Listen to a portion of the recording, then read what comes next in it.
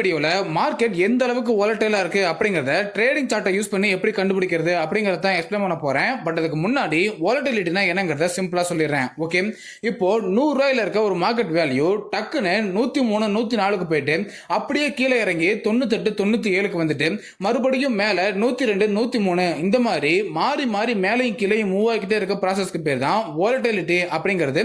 சிம்பிளாக சொல்லணும்னா ஏற்ற இறக்கம்னு சொல்லலாம். அண்ட் இதை எப்படி ட்ரேடிங் சார்ட்டில் கண்டுபிடிக்கிறதுன்னு கேட்டிங்கன்னா, ஆப்ஷன் செயினை ஓபன் பண்ணி அதுல இருக்க ஏதாவது ஒரு ஸ்ட்ரைக் பிரைஸை சூஸ் பண்ணி அந்த ஸ்ட்ரைக் பிரைஸோட சார்ட்டுக்குள்ள போயிட்டு நீங்க மொபைல் யூஸ் பண்ற மாதிரி இருந்தா மொபைல்ல ஸ்கிரீனை லாங் பிரஸ் பண்ணீங்க அப்படின்னா உங்களுக்கு இந்த மாதிரி ஒரு கிராஸ் கிடைக்கும். அண்ட் இந்த கிராஸை நீங்க ஏதாவது ஒரு கேண்டில் மேல பிளேஸ் பண்ணும்போது அந்த கேண்டிலோட open price, high price, low price, close price இது எல்லாமே அந்த ட்ரேடிங் சார்ட்லயே உங்களுக்கு ஷோ ஆகும். அண்ட் இந்த பிரைசஸ் வச்சு தான் மார்க்கெட்டோட வாலட்டிலிட்டியை கண்டுபிடிக்க முடியும். பட் இதுக்கு சில கால்குலேஷன்ஸ் இருக்கு. அது என்னங்கிறத நாளைக்கு வீடியோல சொல்றேன்.